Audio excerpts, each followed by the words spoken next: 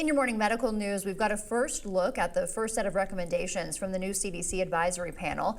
The group selected by HHS Secretary Kennedy after he dismissed the entire prior panel makes recommendations on the scheduling of vaccines, as CBS's Jared Hill reports. In an Atlanta conference room, a new decision on vaccines. The first vote is for children. The CDC's Vaccine Advisory Committee, handpicked by Health and Human Services Secretary Robert F. Kennedy Jr., endorsed this fall's flu vaccines, but only if they're free of an ingredient anti-vax groups have falsely linked to autism, a preservative called thimerosal. Removing a known neurotoxin from being injected into our most vulnerable population is a good place to start with making America healthy again. I'm not quite sure how to respond to this presentation.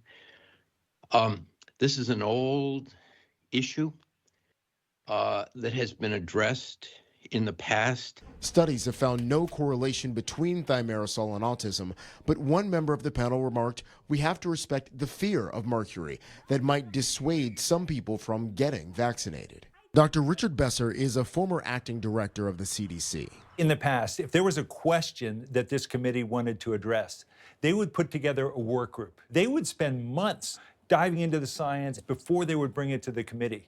This issue today didn't go through that process, and that's really concerning.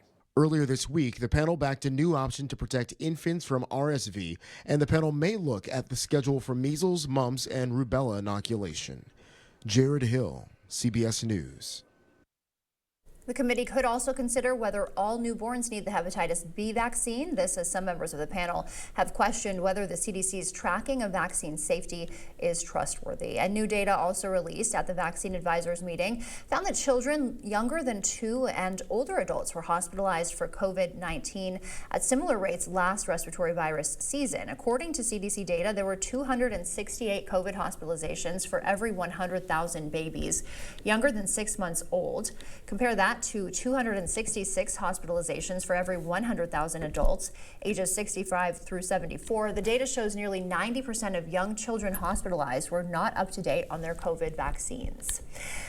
That bright blue sports drink or neon orange snack could be packing way more sugar than you think. A new study found foods with synthetic dyes contain 141% more sugar on average and less nutrition.